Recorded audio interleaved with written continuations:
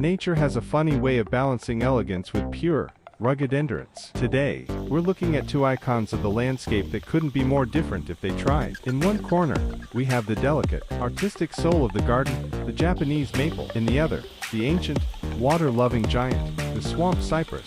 Let's dive into what makes these two trees so legendary. First, let's talk about the Japanese maple, known scientifically as Acer palmatum. This tree isn't just a plant, it's a living sculpture. If you've ever seen a garden that looks like a painting, there's a high chance a Japanese maple is the star of the show.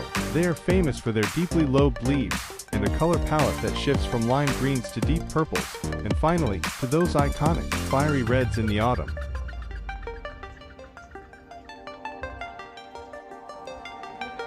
What's fascinating about these trees is their variety. You have upright versions that reach for the sky, and weeping varieties that cascade down like a waterfall of lace. They prefer a bit of dappled shade and protection from the wind. They're the introverts of the tree world, refined, quiet, and stunningly beautiful if you give them the right environment to thrive. Now, let's head down to the water's edge for the swamp cypress, also known as the bald cypress.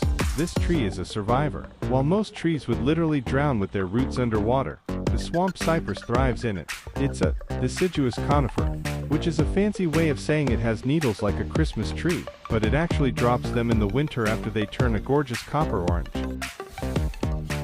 But the real secret of the swamp cypress is underground, or rather, above it. They grow these strange, woody projections called knees that pop up from the mud around the trunk. Scientists still debate exactly why they do this, but they likely help the tree breathe in swampy soil, or act as anchors against heavy winds and floods. It is the undisputed king of the wetlands.